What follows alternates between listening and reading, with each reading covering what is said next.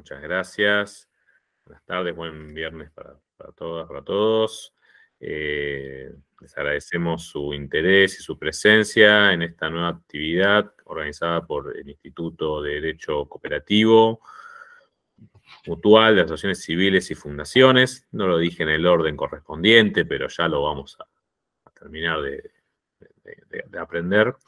Mi nombre es Gustavo Sosa, soy el subdirector del instituto y hoy justamente me toca presentar, tengo el honor de presentar a 3 integrantes del mismo en esta charla sobre conferencia, sobre prevención de lavados de activos y la vinculación de esta temática con las organizaciones del sector de la economía social y solidaria, desde una mirada en particular. Vamos a hablar de asociaciones civiles, fundaciones, cooperativas y mutuales. Lo que les vamos a ir pidiendo es que vayan presentándose y eventualmente haciendo sus preguntas, comentarios, aportes a través del chat que tenemos ya habilitado, de manera de poder organizar luego de las exposiciones que planteamos que puedan darse sucesivamente y al final poder tener lugar para las preguntas y, bueno, poder cerrar, digamos, antes de las 6 de la tarde con el horario previsto para esta actividad. Comentamos que nuestro instituto, que ha sido revitalizado el año pasado y que pudo sumar las actividades vinculadas al sector de asociaciones civiles y fundaciones, funciona todos los meses, tiene una reunión mensual, venimos haciendo por suerte una gran cantidad de actividades, es un universo muy amplio, pero muy rico, muy interesante, con lo cual a todas las colegas, todos los colegas que estén interesados en la temática, en ahondar, en profundizar, pueden contactarnos a nosotros. Después les vamos a dejar un correo electrónico para ver qué días nos reunimos y, bueno, poder sumarse eventualmente si es parte de su interés, conforme los requerimientos del área de institutos y comisiones del colegio, a ser parte de nuestro instituto. Ya están invitados.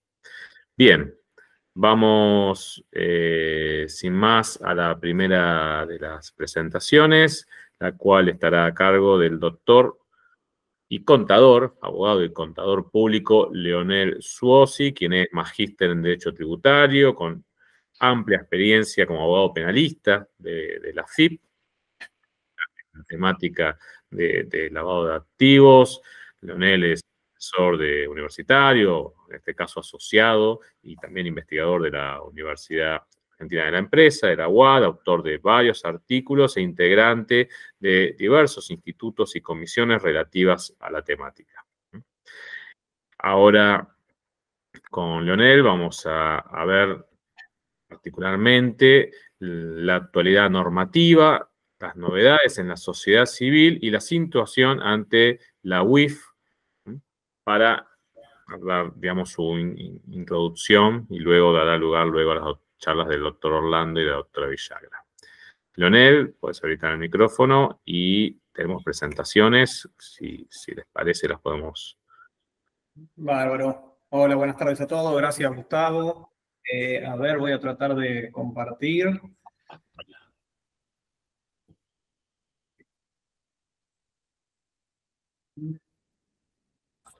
La pantalla.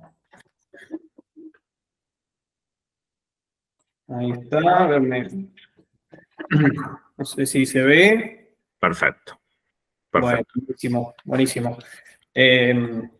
Bueno, gracias por este espacio. Gracias a todos los que han asistido un día viernes a esta hora. Así que bueno, para nosotros es muy valioso y espero que podamos aportar algún tip, por lo menos que sea de utilidad. Bueno, tal cual ha mencionado Gustavo, la idea en general de este encuentro es hablar sobre prevención de lavado de activos y financiación del terrorismo. Y en particular, en mi caso, me voy a expedir sobre ciertas novedades que hay para uno de los tipos societarios que más nos importa en este ámbito, relacionados con asociaciones civiles y fundaciones, simplemente lo cual vamos a hacer ciertas referencias a mutuales y cooperativas también, y en profundidad lo va a replicar luego Eugenia.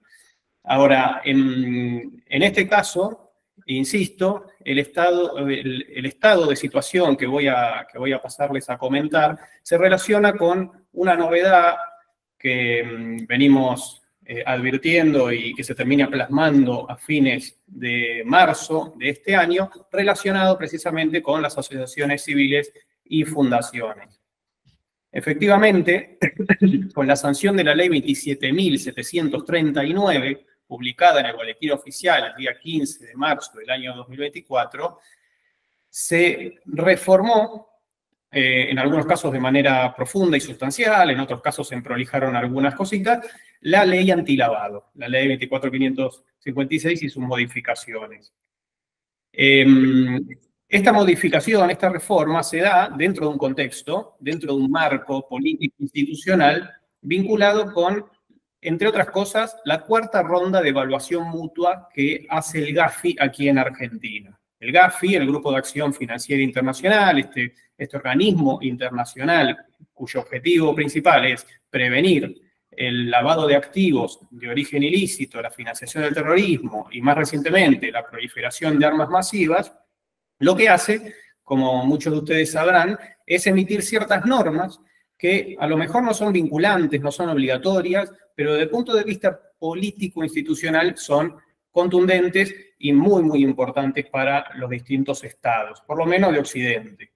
Estas normas, que se denominan recomendaciones, es parte del soft law, lo que hace es compeler a los distintos países a cumplir con determinados estándares, más allá de que podamos discutir que en algunas cosas se exagera, en algunas cosas es mejorable, en algunas cosas no se entiende bien a dónde va, muy puntuales a lo mejor, pero en cualquier caso todos los países tratan de cumplir con esos estándares, porque estar mal con el GAFI significa estar mal con la ONU, con el G7, G20, etc. Entonces, este tipo de normativa es realmente muy importante para el país y Argentina lo sabe porque ha sabido estar en la lista gris, es decir, ha tenido una mala calificación en su momento por no identificarse o cumplir con muchas de sus recomendaciones. Y a partir del año 2014 aproximadamente se ha desarrollado de una manera mucho más importante, con mayor complejidad y, por cierto, con mayores deberes, mayores imposiciones y deberes a los sujetos obligados a informar, ¿no? Estos sujetos que están obligados a cooperar con el sistema de prevención de lavado de un país, concretamente con un organismo especializado que es la Unidad de Información Financiera. Estos sujetos obligados a informar tienen que hacerlo no porque uno lo va a hacer de manera gratuita y solidaria, sino porque al no cumplir van a haber sanciones fundamentalmente pecuniarias muy graves. Bueno, todo ese sistema recae sobre un listado de sujetos previstos en el artículo 20 de la ley antilavado. Por supuesto, esto nos toca más de cerca como abogados, a los contadores también nos tocaba en su momento, desde siempre, desde la primera ley en el año 2000, y a los abogados nos terminó recayendo finalmente con esta nueva ley, siempre en línea con estándares internacionales. Esto prácticamente la mayoría de los países que están regidos por este sistema lo cumplen, y bueno, seguramente les sonará por esta situación, ¿no? Que ahora los abogados son sujetos obligados a informar, siempre en función de determinadas características y demás, pero bueno, eso va a dar que hablar y de hecho el colegio va a tener sus actividades, entiendo yo, en torno a eso. Ahora, respecto de lo que nos atañe en este ámbito, hay una gran novedad que es la eliminación del entonces inciso 18 del artículo 20 de la ley antilavado. Ese inciso 18 lo que decía es que son sujetos obligados a informar las personas jurídicas que reciban donaciones o aportes de terceros. Es por eso que incluíamos en líneas generales a las asociaciones civiles y fundaciones.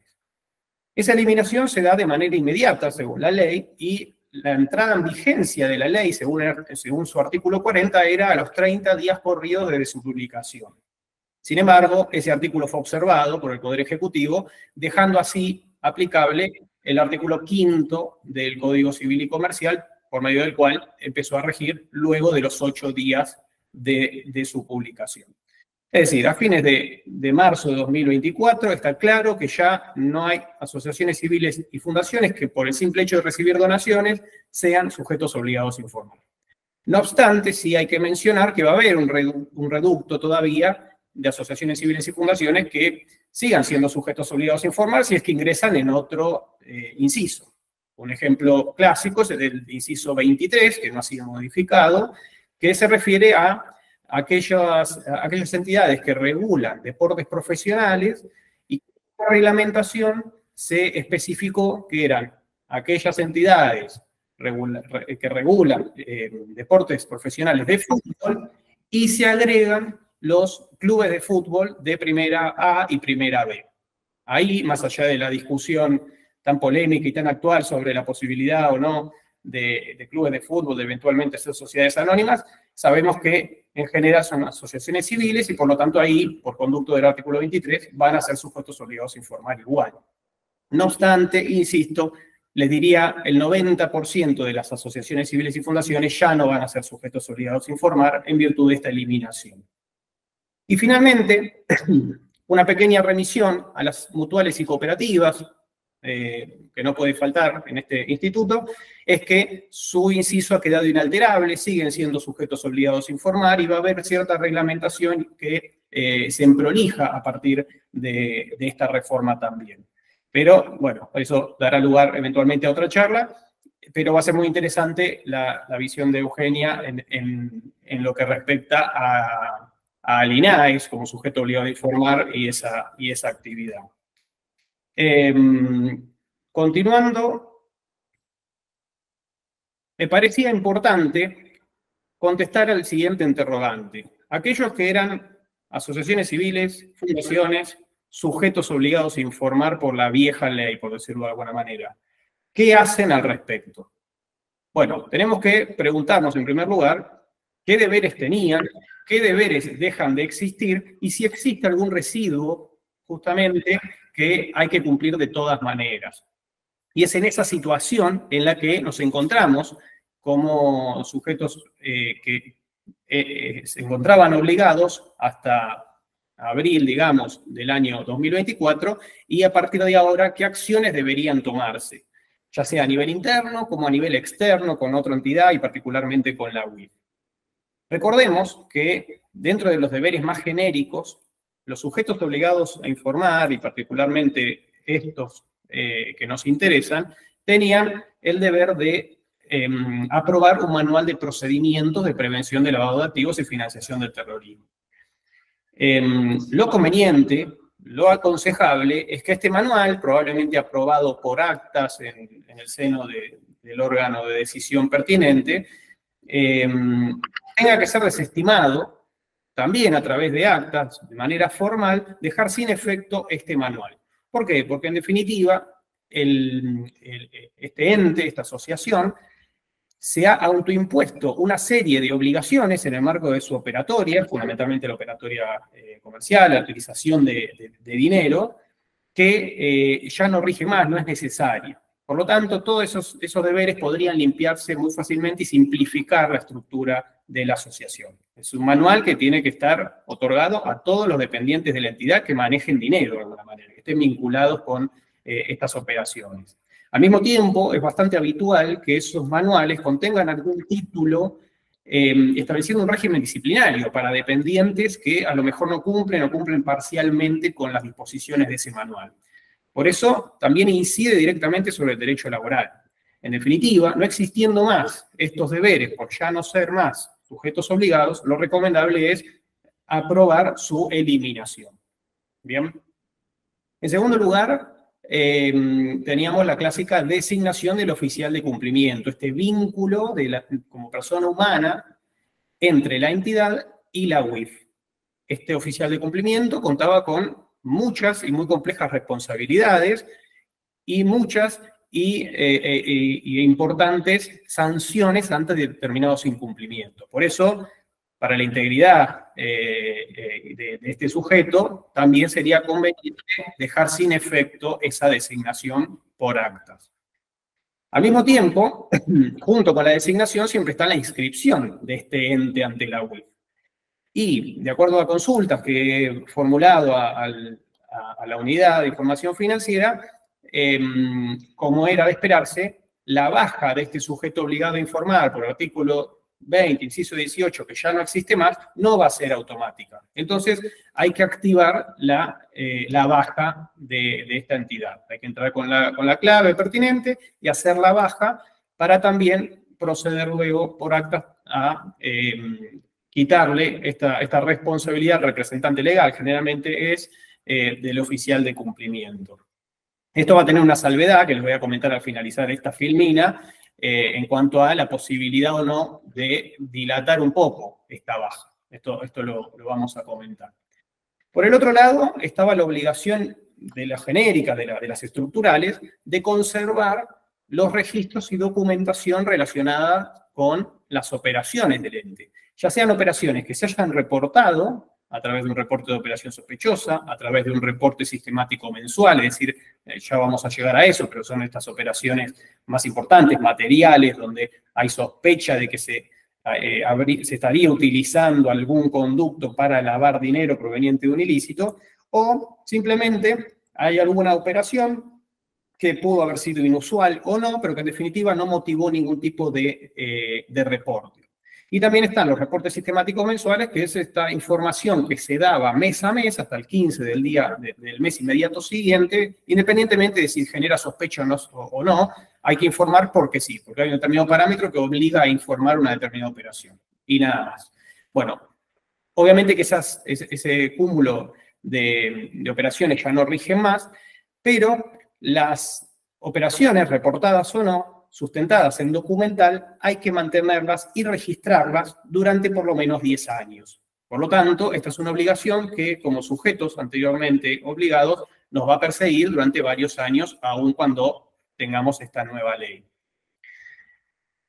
Luego, otra de las clásicas obligaciones eran las capacitaciones al personal. Normalmente anuales, estas capacitaciones se dirigían a también sujetos que estaban en contacto con dinero, con cuestiones financieras, y en particular que recibían estas donaciones o aportes, y o las registraban, contabilizaban. Obviamente, esta obligación ya no va más, y sería conveniente también, como era conveniente designarlas y aprobarlas por actas, resolver que se deja sin efecto el sistema o el régimen de capacitación que pueda tener esta asociación o esta fundación. Por otro lado, las auditorías internas periódicas, no es un deber que alcanzare absolutamente a todos los sujetos obligados del inciso 18, sino cuando tuviera un nivel de operaciones, es decir, un nivel de donaciones y aportes que superaran un determinado umbral. Cuando sucedía eso, había que hacer una auditoría anual respecto del régimen de prevención de lavado de activos y financiación de terrorismo que tiene el ente. Entonces, se analizaban la operatoria, se veían riesgos, se veían oportunidades de mejora, etcétera, etcétera. Esa auditoría a lo mejor se hacía todos los diciembres, a lo mejor se hacía con otro corte anual, pero si bien ya no rige más, a lo mejor lo más prolijo es hacer una última auditoría antes de cerrar, antes de dar de baja todo, para que si en algún momento viene la UIF, y con esto adelanto, la UIF puede verificar, siempre y cuando sean operaciones anteriores a la nueva ley, se le pueda mostrar que efectivamente se ha sido prolijo a lo largo de los años y que incluso se cerró con un estado de situación, una auditoría final, antes de dejar de ser sujeto obligado, por lo menos de estar inscrito. En principio, si no existe esa auditoría, porque uno siempre tiene la misma todos los octubres, todos los diciembres de cada año, en principio no hay ninguna norma que estaría obligando a desarrollarlo, pero sí es cierto que sería más prolijo ante una eventual verificación. Y finalmente, otro deber genérico, bueno, era el de, siempre imponía la norma y las distintas resoluciones de la UIF, es la utilización de herramientas tecnológicas y de ir actualizándolas para hacer un monitoreo permanente de los perfiles del cliente, en este caso donantes, y detectar estas operaciones que pudieran ser inusuales y o sospechosas. Bueno, obviamente, si había un software, si había herramientas que uno estaba utilizando y fundamentalmente si las estaba pagando, eso puede quedar todo sin efecto, sin ningún tipo de inconveniente. En definitiva, me gustaría recalcar ciertas cuestiones que hay que prestar atención aún no siendo ya sujetos obligados a informar y que se relacionan más que nada con el deber material, el deber más importante que tiene todo sujeto obligado a informar a la UIF, que es el de emitir los ROS, los reportes de operación sospechosa. Probablemente la mayoría sepa de lo que estoy hablando, pero para hacer una síntesis, la idea del sistema de prevención, más allá de utilizar un mecanismo más formal o un mecanismo más de matriz de riesgo, donde se establecen determinados parámetros y se va haciendo ponderaciones, dónde viene el dinero, si hay un sujeto que está en Rosario, o sea, así de prejuicioso es el sistema, todo sistema de prevención es prejuicioso por definición. Bueno, todos esos parámetros se van ordenando en función de determinados parámetros y grados de riesgo, etcétera. Es decir, es un sistema más complejo, podemos hacer un sistema más simple como el que es las asociaciones civiles y fundaciones.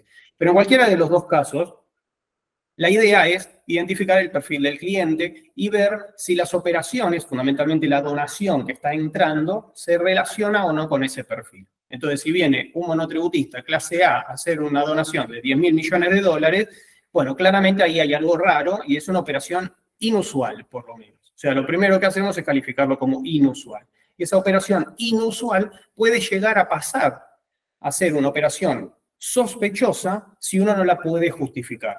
¿Cómo se justificaría en ese caso? Pidiéndole más información, googleándolo, buscando un poco más sobre esta persona y eventualmente si este sujeto acredita que esos fondos vienen de una herencia, de un préstamo, se la ganó, lo que sea, pero está justificado, bueno, fue una operación inusual que se justificó, se conserva, se documenta y no hay que hacer ningún reporte ante la UIF respecto de esta operación. Ahora, si no se pudiera justificar esta operación, más allá de todos los intentos que uno haga, esto pasaría a ser una operación sospechosa y por lo tanto amerita la obligación de emitir un ROS. En cualquiera de esas operaciones, aún hoy existen deberes. Fundamentalmente, o mejor dicho, exclusivamente por las operaciones anteriores al 24 de abril del año, perdón, de marzo del año 2024, es decir, de la entrada en vigencia de la ley. Pero que estemos hablando de operaciones viejas no quiere decir que no tengamos que, en primer lugar, cumplir con el deber de conservación de la documentación, como ya mencionamos. Entonces, por 10 años, aunque sea una operación que no genere un ROS, va a haber que conservar esa documentación, porque la UIF en cualquier momento puede venir a revisar cómo actuamos ante esa situación. Y en segundo lugar, si puede dar lugar a un ROS, es posible que todavía estemos analizando esa operación y a lo mejor tengamos que emitir un ROS, por decirles algo, en agosto de este año. ¿Por qué? Porque la ley preveía, porque ahora quitaron los plazos, la nueva ley quita los plazos, pero la ley preveía que uno está obligado a emitir un ROS hasta 150 días con posterioridad a la operación. Está obligado a emitirlo también dentro de los 15 días desde que uno la calificó como operación sospechosa. Pero si yo me tomo 130 días para analizar si esa operación inusual es sospechosa o no, no hay ningún inconveniente. Tengo 150 días en total para hacer ese análisis y eventualmente emitir el ROS si corresponde. Es decir, por operaciones pasadas, todavía soy sujeto obligado a informar y debería emitir el ROS de corresponder. Si estuviéramos hablando en septiembre de este año, ya no tendría sentido esta explicación, ¿no? Pero sí es importante hablar de estos rezagos que nos van quedando de la ley vieja y de cuando estas entidades eran sujetos obligados a informar. Y ya llegando un poco al final, tenemos los reportes sistemáticos mensuales. Estos reportes sistemáticos mensuales, como les había mencionado, que venían de la resolución 70 del año 2011 y sus modificaciones, establecen deberes formales, objetivos que hay que cumplir los días 15 del mes inmediato subsiguiente y respecto de todas las operaciones que se hayan desarrollado en ese mes. Las aplicables a las asociaciones civiles y fundaciones son estas tres. La primera, informar todas las donaciones que superen determinado umbral. Eso fue modificándose a través de distintas resoluciones, fundamentalmente en los contextos inflacionarios que hemos vivido. Bueno, eso no va más. Y cuando decimos no va más, es porque justamente, en todo caso, el último reporte que habría que haber hecho es el que venció el 15 de abril de este año, por las operaciones que se dieron las primeras semanas de marzo. Entonces, si se cumplió con ese reporte el mes pasado, ya no habría mayor inconveniente. Pero bueno, solamente para recordar cuáles eran esos deberes que persigue aún hoy a otros sujetos obligados. Bueno, tenemos también el deber de informar cualquier tipo de movimiento con criptos, con monedas virtuales, independientemente del monto. Y también, esto es importante, el deber de que los sujetos obligados de alguna manera se buchoneen, así linealmente. ¿Por qué? Porque está el deber de preguntarle a otro sujeto con el cual se opera si es sujeto obligado a informar y si tiene la inscripción debidamente efectuada ante la UIF. Es decir, si una asociación recibía una donación de un banco, el banco, entidad financiera, es sujeto obligado a informar. Entonces había que pedirle la constancia de inscripción ante la UIF. Y si no la tenía o no la mostraba o no surgía de la consulta pública a la UIF, entonces había que reportarlo a la UIF, que hay un sujeto que no está inscrito. ¿Esto por qué me gusta destacarlo? Porque puede suceder que algún distraído, al operar con asociaciones civiles y fundaciones, les pidan la certificación de que están inscritos ante la UIF. Es lo que venía pasando hasta abril sin ningún tipo de inconveniente y está perfecto que así sea. Ahora, el que lo pide al día de hoy, lo que hay que contestarle es que ya no se es más sujeto obligado a informar en virtud de la nueva normativa. Entonces, que no buchonee nada ante la UIF porque sería un error y va a generar un problema para todos, posiblemente de manera injustificada. Bueno, y finalmente, de manera bastante rápida, quería recordar cuáles eran las sanciones ante el incumplimiento, y estas sanciones pueden seguir siendo aplicadas por aquellas operaciones anteriores a la...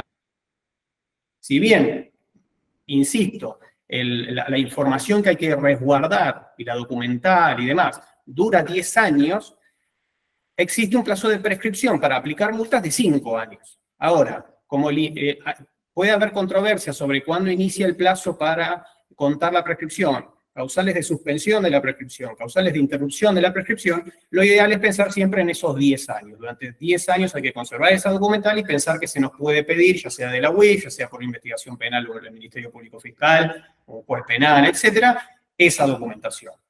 Eventualmente, si uno actuó mal, puede abrirse un sumario dentro de la UIF y aplicarse una determinada multa, que hoy por hoy las multas ante incumplimientos formales, por ejemplo, de los reportes sistemáticos mensuales, tienen un rango de entre 15 a 2.500 módulos, dice la nueva ley, fijando el módulo, esa misma ley, en 40.000 pesos, que pueden ser actualizados de acuerdo a lo que fije el Poder Ejecutivo Nacional. ¿Sí? Acá hacemos siempre hincapié en que hoy es 3 de mayo de 2024 y todo lo que vamos mencionando, más que nada en función de nueva reglamentación, puede variar. En segundo lugar, cuando se trata de incumplimientos materiales, es decir, el deber más importante que tiene un sujeto obligado a informar, no emitir un reporte de operación sospechosa implica eventualmente una multa que va de 1 a 10 veces el monto dejado de reportar. Y en cualquiera de los dos casos, en la práctica, la multa aplicada se duplica para las personas jurídicas. ¿Por qué? Porque se establece en la ley que se aplica a la persona jurídica y también a las personas humanas en cuyo organismo se desempeña el sujeto. Es decir, hay una persona humana responsable, normalmente el oficial de cumplimiento, y la persona jurídica per se. Entonces, a los dos se le va a aplicar la misma multa, por lo tanto, en la práctica se va a duplicar. Y finalmente, otro aspecto también a tener en cuenta es el deber de confidencialidad. Ya esta no es una sanción, en realidad es una pena privativa de la libertad que va de 6 meses a 3 años de prisión para aquel que viola el deber de confidencialidad. Un deber que se le impone a los sujetos obligados, a los miembros de la UIF y también podemos decir ahora a los ex sujetos obligados respecto de operaciones anteriores. Entonces, esta norma hay que cumplirla celosamente también, aun cuando uno ya no sea más sujeto obligado a informar. Bueno, creo que, no sé si me pasé un poquito, pero básicamente ese era el estado de situación que quería compartir para atender a esta nueva realidad relacionada con la nueva normativa. Perfecto, Leonel, muchas gracias. Perfecto también la explicación y el tiempo también para ello. Gracias. Vamos a seguir ahora con la presentación del doctor Lucas Orlando. El doctor Orlando es abogado de la UBA, como posgrados en sociedad civil. Es director del Instituto de Derecho Cooperativo, Asociaciones Civiles, Mutuales y Fundaciones. Tal es el nombre correcto de nuestro instituto.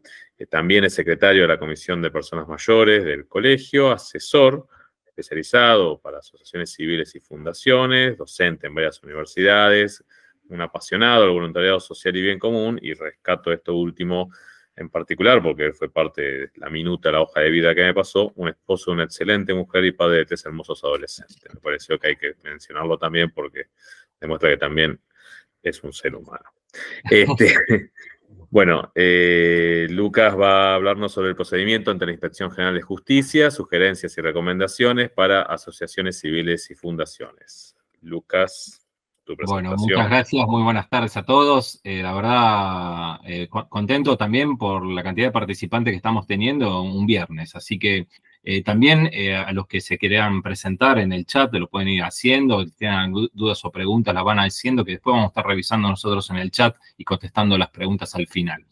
Sí, yo a veces coloco en los currículos abreviados, coloco, digamos, uno que es padre de familia, porque cuando es padre de adolescente ya tenés todos los títulos, tenés presupuesto, psicología, posgrado, máster, de todo. Bueno, estoy haciendo compartir pantalla. Yo necesito que alguien me pueda confirmar si ya la tienen a la vista. Ahí se está abriendo, ahí está apareciendo, Lucas. Ahora sí.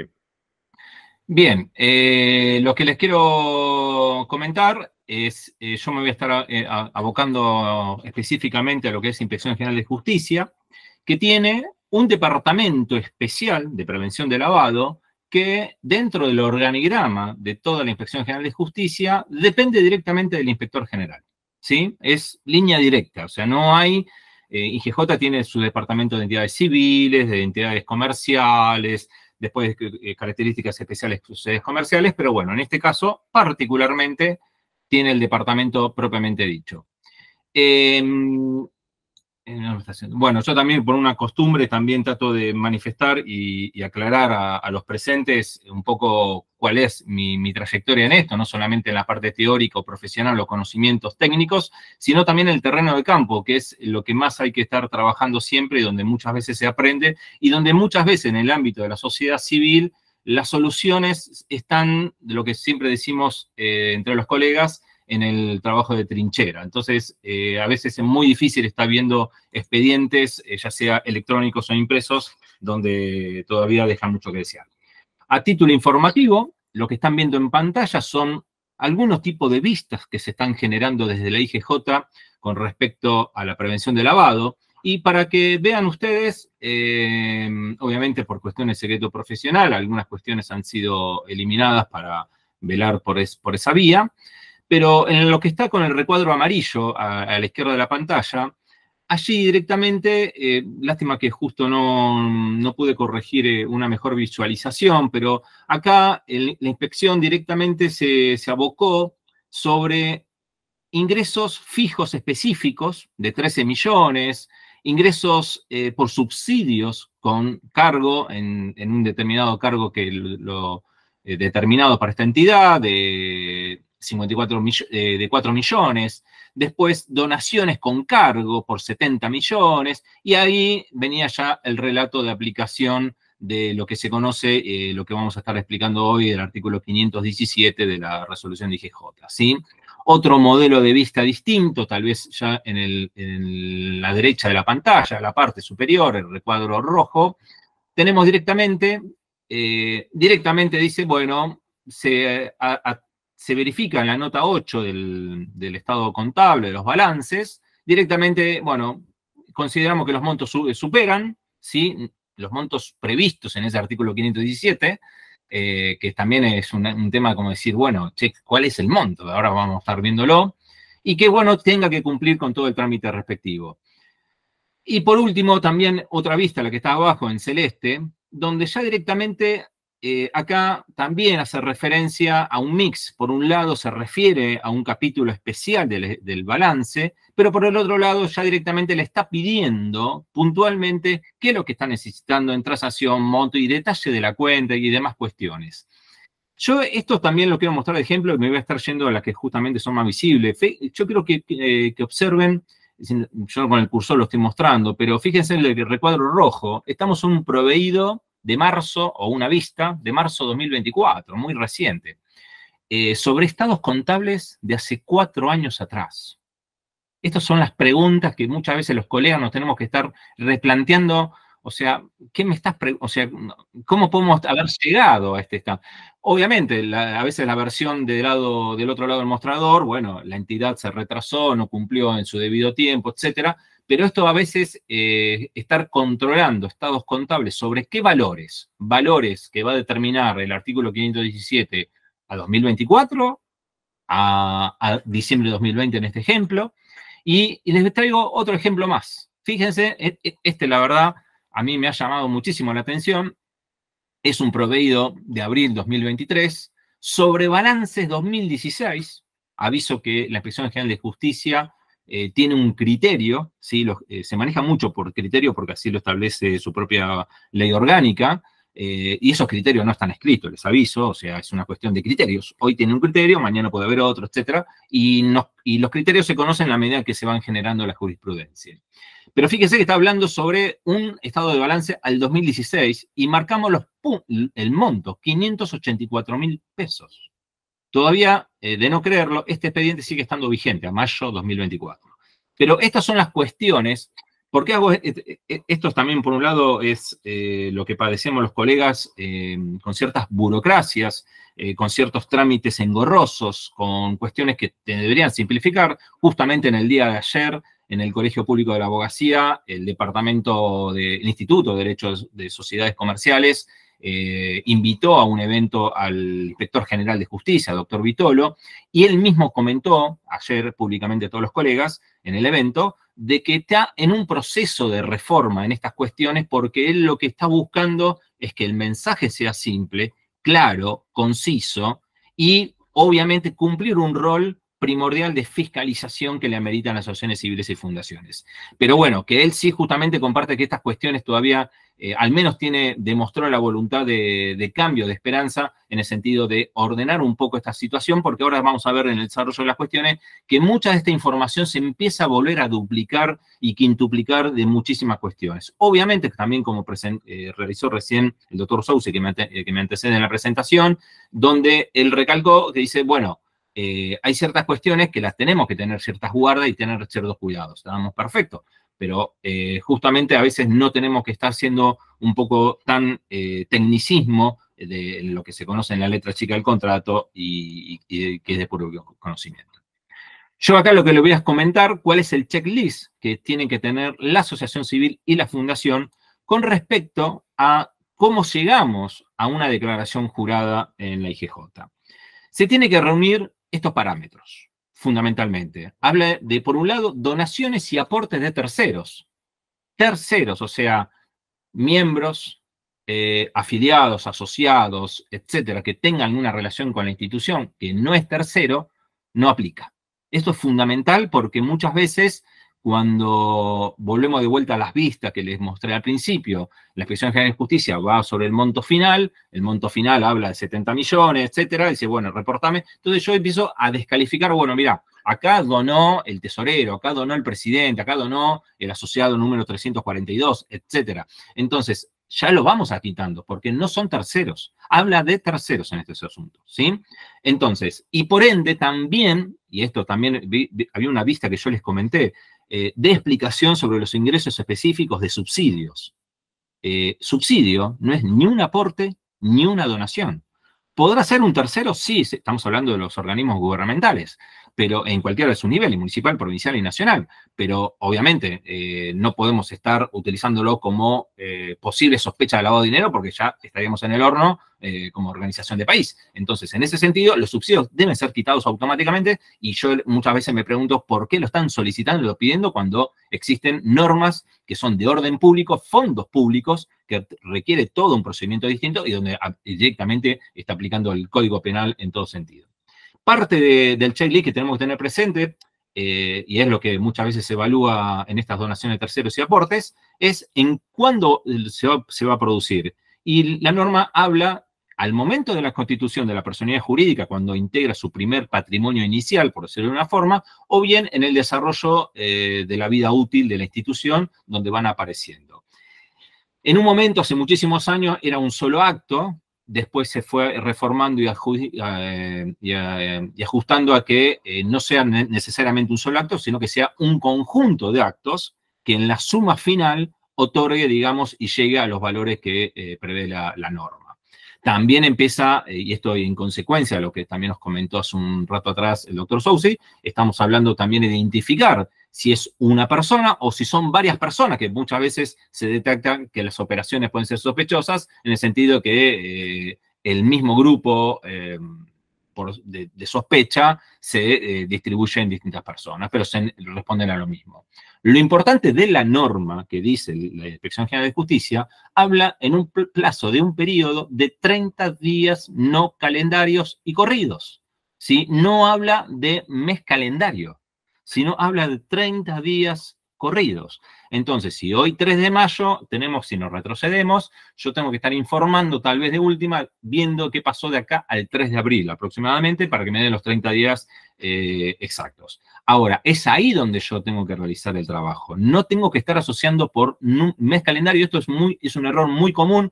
También se observa no solamente de los profesionales de ciencias económicas, también de los colegas en jurídico, y también lo veo también en algunos proveídos de la Inspección General, donde también habla de mensualidad cuando no aplica. La norma habla de 30 días. Y por último, los importes de dineros o bienes que correspondan ser, que ahora en las próximas pantallas le voy a estar ampliando a qué se refiere y cuáles son esos montos o los bienes que correspondan ser.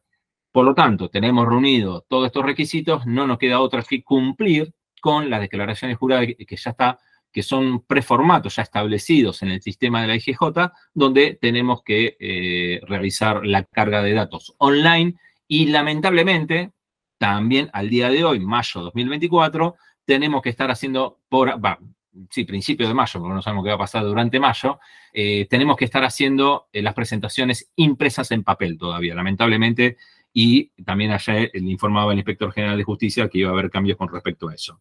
Bien, en declaraciones juradas en IGJ estamos hablando de dos tipos de declaraciones. Una que es informativa, y la informativa solamente va a estar, la informativa, aclaro, la informativa es informar cómo se integra esa suma de dinero. ¿Qué es lo que uno está recibiendo? Recibe una donación de otra organización, de una empresa, de una fundación empresaria, a través de una operación bancaria, a través de un convenio de acuerdo X o lo que corresponda hacer, ¿sí? Ese es el informativo nada más, ¿sí? Ahora después vamos a ver, hay otro tipo de declaración jurada. Esto aplica solamente para el caso de asociaciones civiles cuando superan el equivalente de las sumas de dinero al más del 40 salarios mínimo vital y móvil. Más de 40 salarios mínimo vital y móvil. Hace muy poco se cambió, en marzo del 2024, se cambió el salario mínimo. Hay que ir a la página del organismo del Consejo Nacional del Salario, que ahí informa cuál es el salario mínimo vital y móvil, siempre está actualizado, y nos está informando que al día de hoy son un salario mínimo, estamos hablando de 202.800 pesos. El equivalente a 40, estamos hablando arriba de 8.112.000 pesos. Estaríamos ya con una asociación civil que tiene que cumplir con la declaración jurada. En el caso de la fundación, es el mismo procedimiento, pero se le reduce en el equivalente de 14, que estamos hablando de 2.800.000 y pico, ¿sí? ¿Cuándo se tiene que proceder esto? Hay dos formas. Esto también lo está establecido, en las fundaciones está establecido por norma. En las asociaciones civiles no determina cuándo. Y acá es una cuestión, entre los colegas lo vamos a estar desarmando y explicando un poco mejor. En el caso de las fundaciones, cuando superan esas donaciones en dinero o en aportes o en bienes que superen los 14 salarios mínimos vital y móvil del tiempo que correspondan, tienen que hacer sí o sí la declaración anual y dentro del primer semestre, ¿sí? Dentro del primer semestre. La norma habla del último día hábil del mes de junio. Entonces, no quepa la menor duda, la fundación ya lo va a tener que hacer casi obligatoria de forma anual. En cambio, en las asociaciones civiles, no lo determina el cuándo, pero sí nos tenemos que ir al artículo 259 del Código Civil Comercial de la Nación, que habla sobre los actos jurídicos cuando generan sus efectos jurídicos, donde genera las relaciones, las consecuencias, derechos, obligaciones y demás, que hace a un acto perfecto.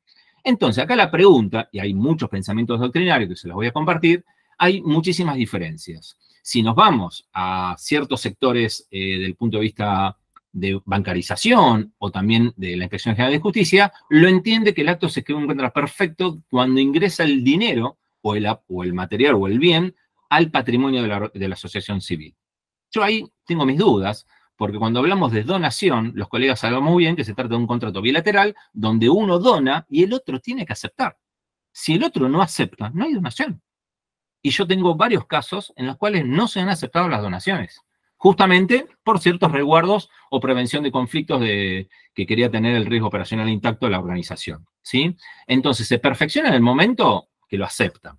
Esa puede ser una de las salidas, ¿sí? Otra de los pensamientos de la doctrina que establece cuando se perfecciona este acto de, che, ¿cuándo tengo que informar? Porque ya me ingresó el dinero, es la política que toman cuando el representante legal o el presidente de la organización firmó el convenio, firmó el contrato de donación, se emitió la factura fiscal.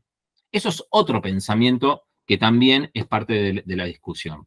Para mí, si yo tengo el tercer variante, que es lo que dice ni más ni menos el Código Civil y Comercial de la Nación, que es la primera norma que nosotros nos tenemos que estar regulando en primera medida, porque así también lo establece nuestro orden jurídico, al menos de asociaciones civiles y fundaciones, es que en las asociaciones civiles los actos se encuentran perfeccionados cuando la asamblea, en su estado soberano, toma la decisión de aprobarlo o desaprobarlo, ¿sí? ¿Y cuándo lo va a estar aprobando? Cuando justamente está aprobando el balance. También, entonces, son distintos periodos que muchas veces nos preguntan y dicen, y doctor, ¿cuándo presento? Bueno, ¿cuándo fue aprobado esto? Esto es lo que nos tenemos que preguntar. También hay otras maneras que muchas veces procede al revés. Hay muchas entidades donde se realizan las conversaciones, donde se realizan distintos contratos de convenio, de cooperación mutua, de marco, de contratos de donaciones, etcétera. Y en esos contratos ya están firmados y el dinero viaja tal vez mucho tiempo después, o a medida que se va produciendo ciertas rendiciones o a medida que se van cumpliendo las etapas del proyecto que se aprobó. Entonces, hay que estar analizando, y ahí donde se le pide al colega que utilice un pensamiento estratégico, ¿sí?, para el bien y en la mejora de los intereses de su cliente, donde tiene que visualizar en qué momento va a cambiar. Y acá es importante una decisión no aislada de los profesionales jurídicos, sino justamente consultarlo con la asociación o con la fundación. ¿Por qué? Porque hay épocas que las entidades están en su año de trabajo. Hay ciertos periodos semestrales, cuatrimestrales, que están en presentación de proyectos, rendición de cuentas, etcétera, que no pueden abocarse a otra cuestión. No nos olvidemos que en muchas asociaciones civiles y fundaciones sigue habiendo la participación voluntaria. Es la misma participación voluntaria que estamos haciendo los colegas hoy en día en el Instituto de Derecho de Asociaciones Civiles y Cooperativos del colegio. ¿Se entiende? Entonces, en esa participación voluntaria, el tiempo se nos va y ahí donde justamente tenemos que estar trabajando. Bien. Después tenemos la segunda declaración jurada, que es el informativo, y lo que se conoce en la jerga nuestra es acompañar los documentos respaldatorios. Y documentos respaldatorios no es, digamos, un etcétera de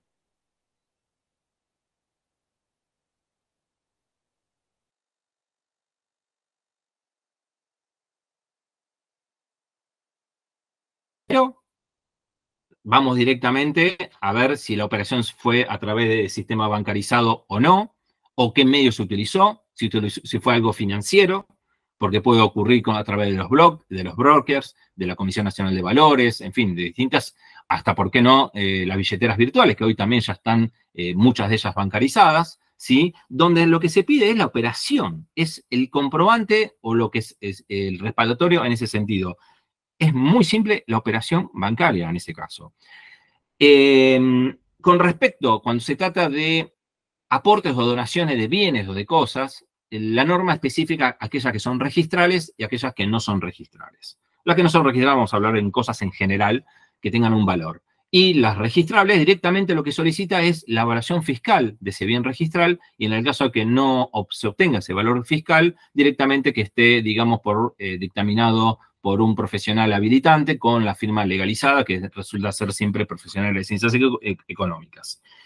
Y a su vez, ese profesional que va a estar digamos, haciendo la evaluación de ese bien registral, tiene que ser independiente a la entidad. No puede ser el mismo profesional contable que le está llevando el balance o a través de alguno de sus miembros. Y los bienes no registrables ya, digamos, pasa a una identificación mayor de qué detalle estamos hablando, de qué tipo de cosa, cantidad, característica, y ya se va directamente a un valor de mercado. Hoy se oscila utilizar muchas de las plataformas que existen en la compra y venta, si es una cuestión usada, si es una cuestión nueva, también se pueden utilizar los grandes comercios de mercado que lo pueden estar ofreciendo como una referencia, o en su caso también se estaría presentando una tasación que ocuparía la misma función que en el caso anterior que les mencioné del profesional contable dictaminando para eso. Para este caso, ¿cuándo tiene que operar justamente la declaración jurada? Cuando la asociación civil y la fundación supere los 80 salarios mínimo vital y móvil. 80, tomen nota, es 16.224.000 pesos al día de hoy, 3 de mayo. Y con respecto a cuándo vamos a estar haciendo, ocurre lo mismo que el procedimiento que ya he explicado en lo relacionado a los actos jurídicos. La única aclaración que debo hacer es que si en el caso de una fundación haya superado los 80 salarios mínimo vital, se entiende que la declaración jurada informativa tuvo que haber estado en forma previa, ¿sí? Bien, ¿cómo es en la procuración? En el trabajo son cuatro pasos. Los dos primeros muy simples. Es una carga online a través de su plantilla ya de declaraciones juradas que está marcado ahí, es el número 4, es una carga de data entry. Lamentablemente después hay que hacer un procedimiento de impresión, etcétera, y de firmas, y lo que lo va a estar firmando va a ser ni más ni menos el representante legal o la persona a cargo de la presidencia con firma certificada ante profesional de notariado, ¿sí? Obviamente en la pantalla del medio tenemos el formulario que se termina de confeccionar, que es una forma de ejemplificar el timbrado, de otra forma se lo considera, y ahí se hace la carga. Y por último, la documentación que podamos estar aportando. El signo de preguntas es el cuarto paso, y lo pongo signo de pregunta como cuarto paso porque no sabemos qué pasa el día después. Una vez que uno presentó todo, podemos tener una respuesta a los 15 días, que son muy pocas. La mayoría de veces las tenemos 4 meses, 6 meses después. Justo hoy, en esta misma presentación, me está llegando un correo electrónico desde el departamento del organismo, donde me están informando de una vista, pero se trabajan por correo electrónico, que esto es la cuestión que todavía hay, que por un lado está bien, es positivo, digamos, la comunicación electrónica, pero no se está operando sobre el acto propiamente administrativo válido, y en el caso que exista algún inconveniente, me deja muchas dudas si este correo electrónico queda registrado en el expediente o no, pero estas son las cuestiones que todavía, inclusive la IGJ solicita también acompañar para hacer las mejoras y eso. Entonces tenemos un signo de pregunta que no sabemos el día después si nos van a estar pidiendo más cosas. Una aclaración con respecto a la declaración jurada informativa, y también, ¿por qué no? Lo voy a comentar para el caso de la documental, en la segunda declaración jurada, es que muchas veces, la información tiene que ser suficiente básica. No hay que aunar con muchísima más información. ¿Sí? ¿Por qué? Porque eso, del otro lado vamos a tener una persona que es un inspector de justicia. ¿Sí? Es un ser humano. O sea, si nosotros mandamos más información, después no nos podemos estar quejando o reclamando cómo tarda esto. Y sí, si me mandaste no sé cuántos gigas de PDF o me mandaste un bibliorato en el expediente y bueno, entonces esto obstaculiza, digamos, el trámite que se ha ordenado. Entonces debemos ser concisos y claros en ese sentido. ¿Qué documentación vamos a estar aportando? No solamente lo que nosotros ya le hemos mencionado anteriormente, que quedó muy claro, porque piden estas cuestiones, si es dinero por operaciones bancarias, es esa documentación. Nosotros sí podemos colaborar en una oración. Este dinero ingresó a través de la cuenta bancaria de la organización, en tal cuenta, tal número, tal sucursal, ¿se entiende? Dar cuestiones específicas, no tenemos que contar, a veces dependiendo de qué monto sea y de dónde está viniendo, del exterior, si viene de alguno de los países o jurisdicciones que no está bien vista por el GAFI, etcétera. Bueno, podemos ampliar esta información, pero también aclarar que estas operaciones interviene Banco Central o interviene la gerencia de comercio exterior del banco donde uno tiene la cuenta. Entonces, nosotros también como profesionales, como colegas y salvaguardar siempre los intereses de nuestro cliente, cuando nosotros vayamos a la documentación, tenemos que ser muy cuidadosos. Las actas es la historia legítima de la institución. Si lo que no está en el acta no existe. O sea, puede haber fotos, puede haber redes sociales, todo muy lindo, pero la institución de sus actos jurídicos se efectivizan a través de los libros sociales. Entonces, esa información tiene que estar ahí. No alcanza con la sola mención en un balance, en un estado contable, sino también la refrendan las actas. Y acá los colegas tenemos que estar haciendo el ojo, crítico en esta situación y hacer las actas. De hecho, en IGJ hoy se están regularizando las actas bajo norma. Por el otro lado, trabajar con la entidad con esta información extra que puede llegar a tener, de las cuales no queremos trasladar. Como el otro día me pasó un cliente, me pasó directamente un informe de códigos bancarizados del comercio exterior que entre personal de bancarios se entendían, pero los colegas tal vez nosotros no lo podemos llegar a comprender y menos un inspector. Entonces, tenemos que dar la información precisa. Lo que sí también tenemos que proteger es que no tenemos que mandar cualquier información. Hay muchas entidades que están trabajando con personal, con beneficiarios de alta vulnerabilidad social, de cuestiones vinculadas a delitos, a persecución política. Entonces, hay muchos datos que son sensibles y nosotros no podemos estar, a modo de ejemplo, si Naciones Unidas nos da un subsidio y nos dice, bueno, perdón, una donación y nos dice, esta donación va conforme al listado de las personas, de refugiados, etcétera. O sea, yo ese listado de personas no la puedo estar publicando. ¿Se entiende? Entonces, sí puedo estar informando que obedece a cuestiones sensibles, y más si todavía la organización está registrada en el Registro Nacional de Datos de lo que se considera habeas data. Pero por eso, se le invita acá a los colegas también organizar una planificación estratégica y que también el colega, siempre y cuando no haya nada que ya nos llame la atención, porque ya nos explicó el doctor Soucy que somos sujetos obligados, en la medida que sea información que no nos llame la atención, también cuidar un poco el resguardo de esa información o esa documentación que nos está aportando. Esto, digamos, hay que aunar muchísimo más en lo que se refiere al secreto profesional. Una cuestión, esto es para en el ejercicio, y con esto voy terminando, de las presentaciones que hacemos los colegas en la Inspección General de Justicia, tener presente lo que se conocemos en la jerga nuestra como pirámide de Kelsen, ¿sí? ¿Cuáles son las normas que nos van a obligar a nosotros en primera medida que tenemos que cumplir? Sobre todo es el Código Civil Comercial de la Nación. Es la norma por la cual se tiene que también regir, ni más ni menos, la Inspección General de Justicia, ¿sí? Las leyes especiales es porque si yo, bueno, tenemos también las asociaciones civiles vinculadas a la AFA, ¿sí?, que también están obligadas a hacer una declaración jurada, igual que la fundación, en ese caso estamos hablando de una ley especial, ¿sí? Pero en el caso que no seamos de ese tipo de perfil de asociación civil, no se aplica directamente el Código Civil Comercial de la Nación, salvo que el día de mañana haya una ley nacional de asociaciones civiles, ley especial entraría ahí. En segundo lugar tenemos el Estatuto Social. Esa es nuestra fuente jurídica por la cual nos tenemos que valer. Por eso donde yo acá me paro y digo que el acto jurídico se perfecciona con la aprobación en Asamblea Soberana. Y de ahí corren los plazos, no desde el momento que ingresaron los fondos y bueno, el resto de las normas que todos ya conocemos. A modo ejemplificativo, ya cerrando y dándole un esquema normativo de todo lo que hemos visto, tenemos estas dos grandes normas. Por un lado, el famoso código rojo, que le decimos en la jerga de la Inspección General de Justicia, que es el 7/15, y en todas las presentaciones que acaban de ver ustedes, está reflejado todas estas normas. Por último, el artículo 517 de esta norma, cuando replica la prevención de lavado en IGJ, se refiere a esta resolución del 84/23, que es la última que está fijando estos montos de cuánto debería ser, si son de 40, 10, 14 salarios, 80, etc. Y aclara, no hace falta que el 2x3 tenga que sacar una norma, sino de todas aquellas normas que se vayan actualizando y modificando.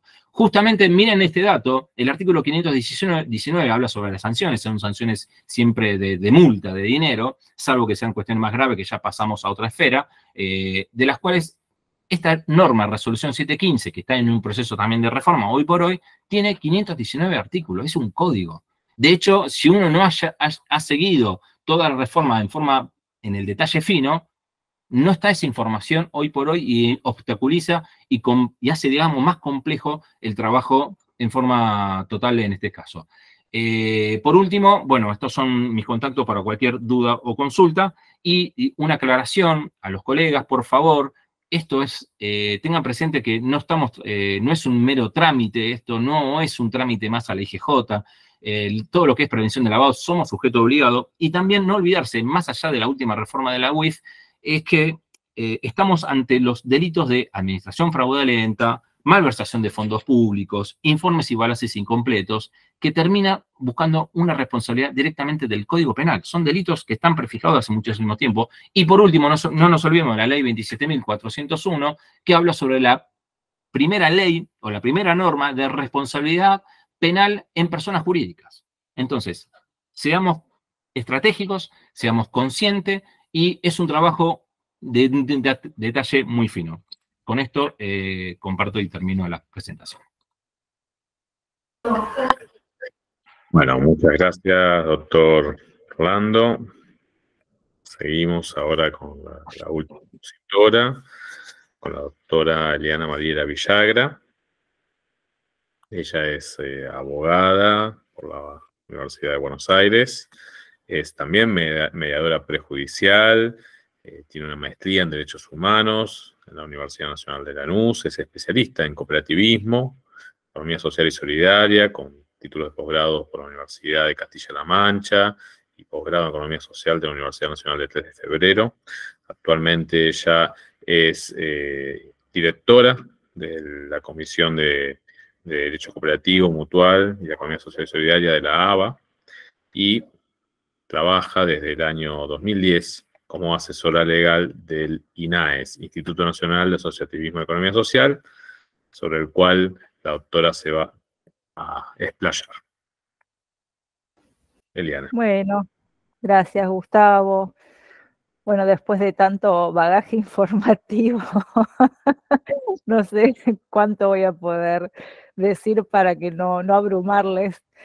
Lo mío va a ser un poquito más sencillo. Voy a compartir pantalla para que en el tiempo que nos queda es mucho más sencillo. Ustedes díganme a ver si se ve. Y ahora pongo la presentación de diapositivas. ¿Ahí se ve bien? Sí. Allí se ve, sí.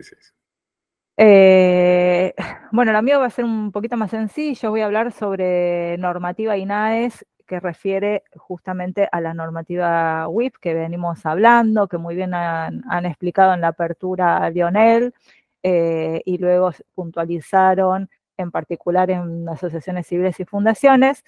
Bueno, siendo asesora legal de INAES, muchos de los que trabajamos en el instituto tenemos conocimiento de la normativa porque el INAES es uno de los sujetos obligados, como bien explicaban los chicos. Y bueno, la idea es mostrarles en pequeñas diapositivas más o menos ese marco que encuadra, digamos, la normativa INAES con respecto a este sistema normativo nacional de prevención. Como bien explicaba Lionel en un principio, hablábamos de recomendaciones o lo que serían este soft law que él muy bien explicaba desde Gafi, que es a nivel internacional, que lo receptan los estados en normativa interna, en el caso de la Argentina lo recepta por ley nacional, ya desde el año 2000, con la 25246, y con subsiguientes modificaciones, hasta llegar a la del 2024, la 27739.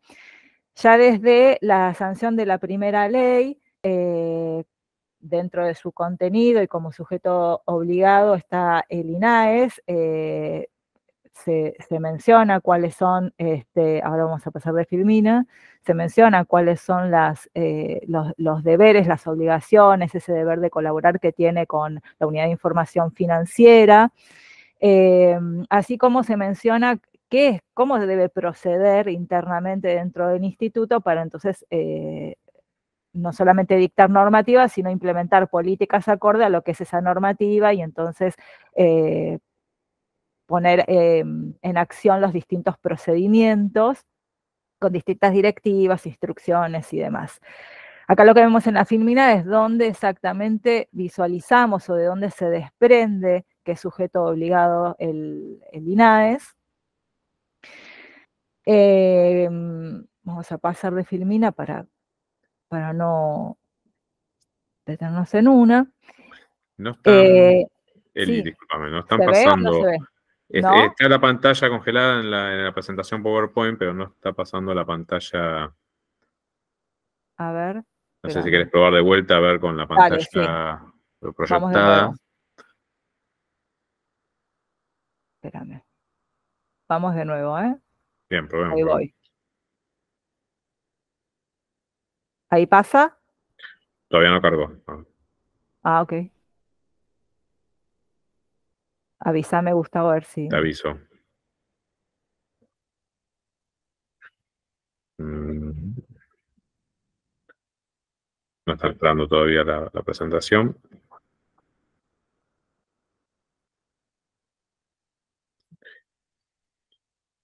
Intentar presentar de nuevo, Eliana. Intento nuevamente Sí, porque entrar. no Dale, ingresó. espera. Vamos a dejar de compartir entonces. Vuelvo.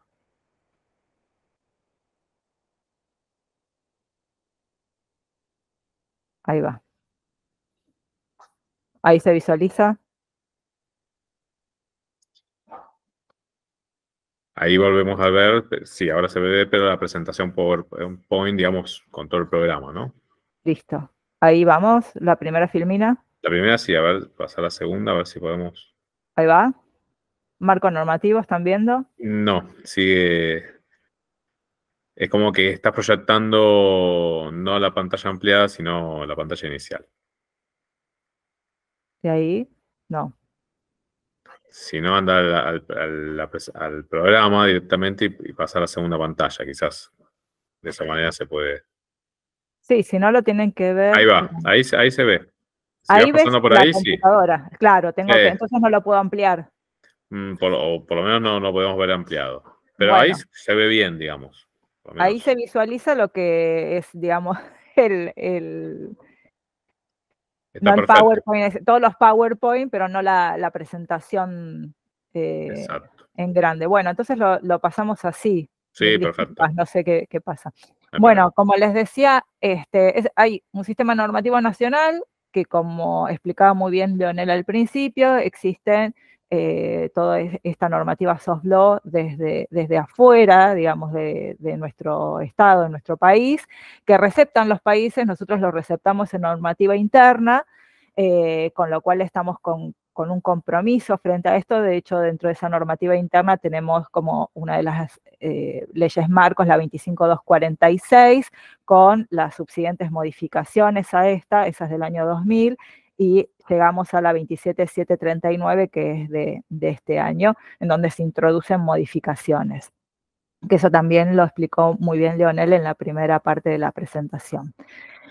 Dentro de esta ley, acá en la filmina, se puntualizan los distintos artículos en donde surge como sujeto obligado, varios sujetos obligados, ¿no?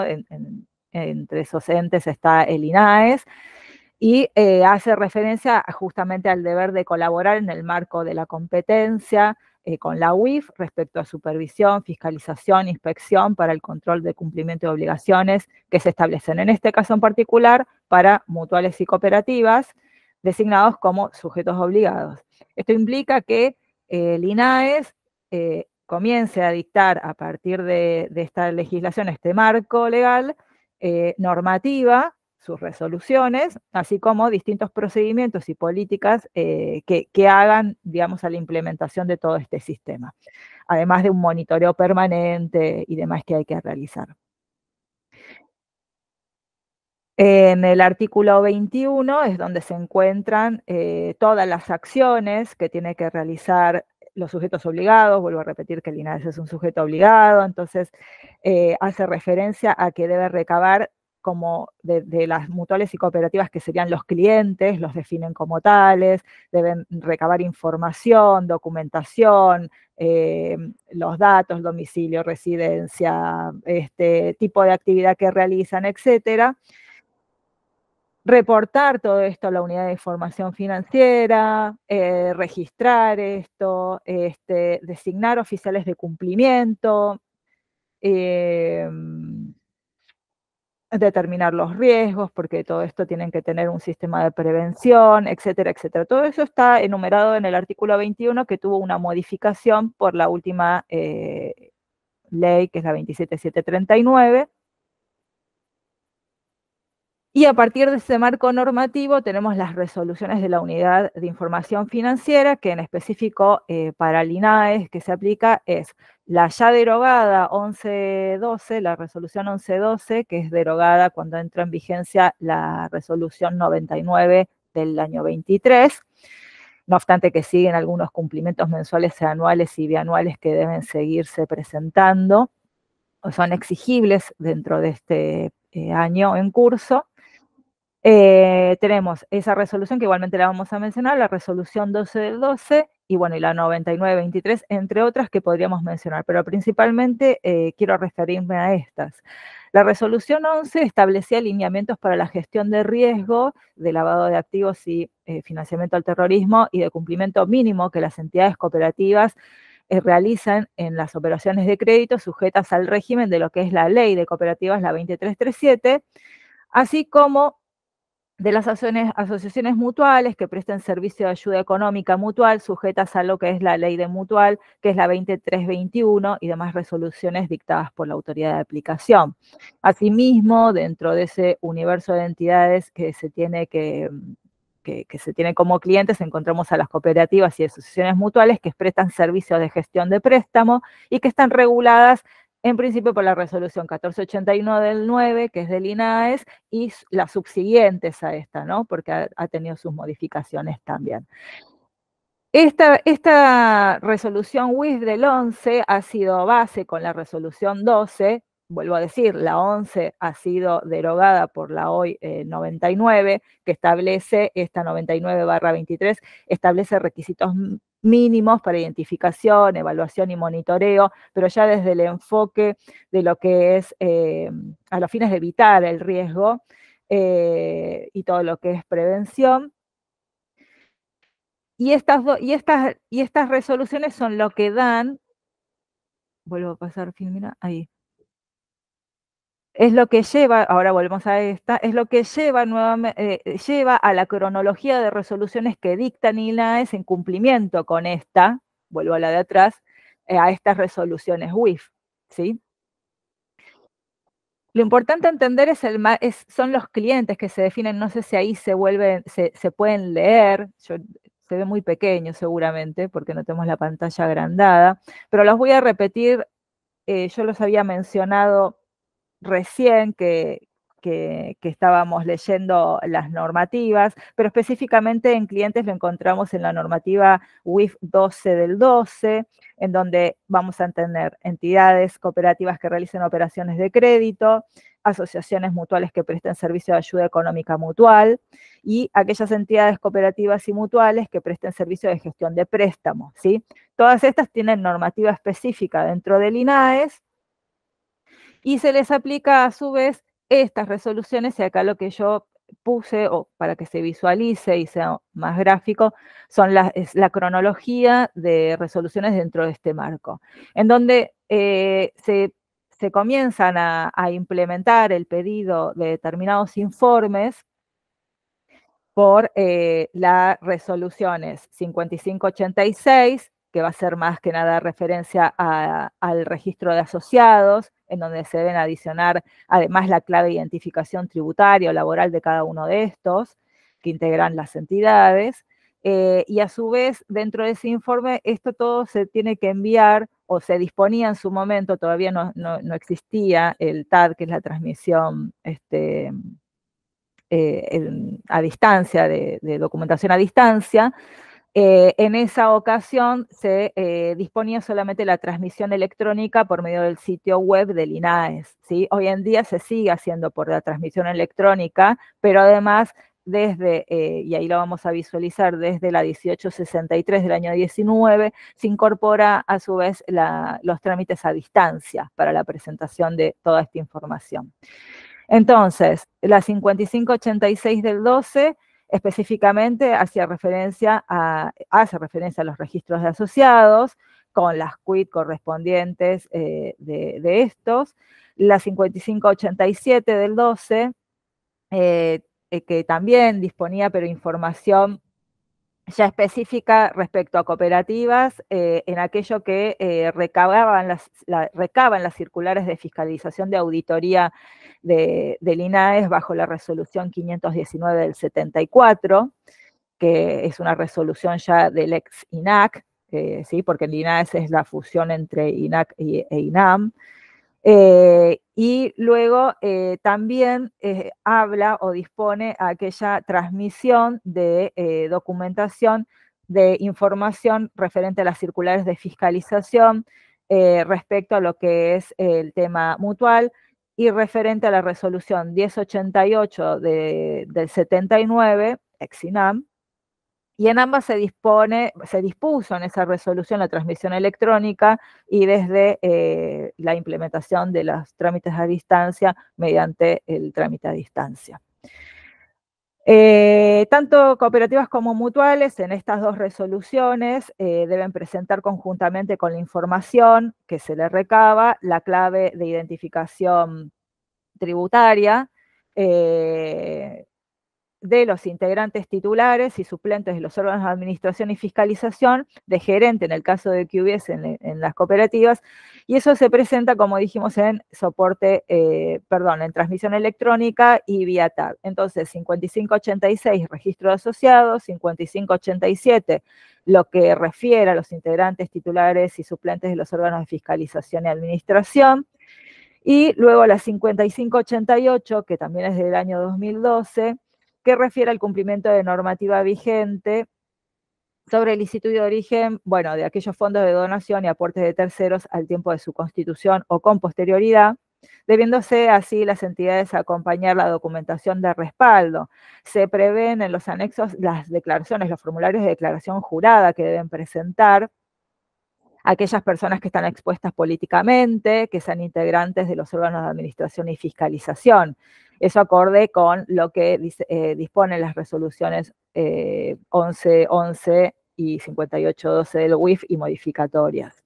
Asimismo, esta resolución 5588 dispone la presentación de declaración jurada sobre información del domicilio legal, el número de teléfono de la sede, la dirección de correo electrónico de la entidad, la quit, la actividad principal que realiza, el volumen de riesgo, factura anual, copia de las actas del órgano decisorio, donde se designan además autoridades, copia del acta de distribución de cargos de las autoridades, dato de identificación de las autoridades, etc. Todo eso se detalla en el artículo 6 de la 5588.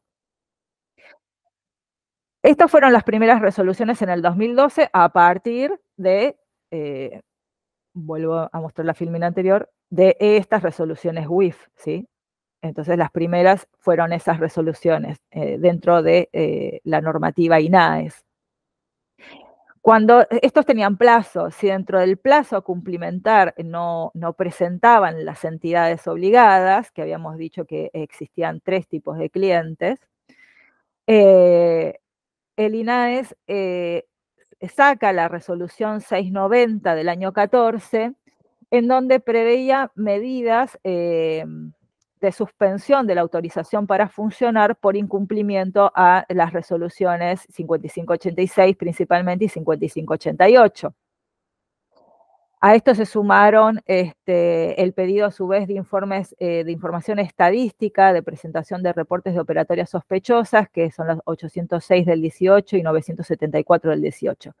Pero remitiéndome nuevamente a lo que son las resoluciones que prevén la suspensión, la 690 le continuó en el año 16 la resolución 1659, que dispuso medidas preventivas de abstención y suspensión de operatoria, como consecuencia del ejercicio de funciones propias de fiscalización que tiene el instituto, observando la concurrencia en forma conjunta o alterna de alguna de las siguientes circunstancias: operaciones no autorizadas o riesgosas, incumplimiento del régimen informativo vigente y que no resulte factible realizarlas intimaciones pertinentes, ni fiscalización in situ, etc. Y el otro momento es el impedimento del ejercicio de fiscalización pública a las entidades por denegatoria, entorpecimiento u obstrucción. Entonces, estas dos resoluciones marcaron las primeras sanciones al incumplimiento de esta normativa, además que dentro de la 1659 se dispusieron medidas preventivas por determinadas operaciones, además del incumplimiento, ¿no?, de la falta de presentación. Luego, dentro de esta cronología normativa, vamos a encontrar el dictado de vamos a la secuencia de las resoluciones, esperen que me ubico, de las resoluciones 1182 del 20 y hacia adelante, que estas nacen ya como consecuencia de la sanción del decreto 331 del año 19, que crea el Comité de Coordinación para la Prevención y Lucha contra el Lavado de Activos, la financiación del terrorismo y la proliferación de armas de destrucción masiva. Bueno, estas todas dependientes de lo que hoy es el Ministerio de Justicia, antiguamente Ministerio de Justicia y Derechos Humanos. Este comité lo integran funcionarios de distintas agencias del Estado, entre ellas está el Instituto. Por eso, a partir de este decreto, se empieza a diseñar un plan de trabajo que permite la elaboración de una evaluación nacional de riesgo de lavado de activos y que resulta conveniente para contar con información estadística, en este caso de cooperativas y mutuales que revisten el carácter de sujetos obligados. Esto tiene como finalidad el poder identificar, reunir y analizar información necesaria para lograr un diagnóstico completo y objetivo y certero, ¿no? Este plan de trabajo entonces empieza con la sanción de las resoluciones 1182 del 20, que tuvo una prórroga 1405 del año 20 también, referente a la información estadística para elaboración de evaluaciones nacionales de riesgo, y lo que se tenía que informar eran los periodos 2018, 2019 y el 2020. Se ponía un periodo para la presentación de estos informes, desde el plazo de la publicación de la sanción de estas resoluciones, de la 1182 particularmente, hasta el 30 de diciembre del 2020. Y a su vez disponía o dispone esta resolución también un apercibimiento que ante la omisión de presentar este informe estadístico que se pide a las entidades, a los clientes, se aplican las sanciones previstas ya tanto en la ley de mutuales como en la ley de cooperativas. Luego de esa resolución, bueno, está la prórroga que ya la mencioné, que es la 1405, y luego se vuelve a actualizar el pedido de información estadística, pero ya para los periodos 2021, 2022, 2023, por la resolución 5076 del año 23.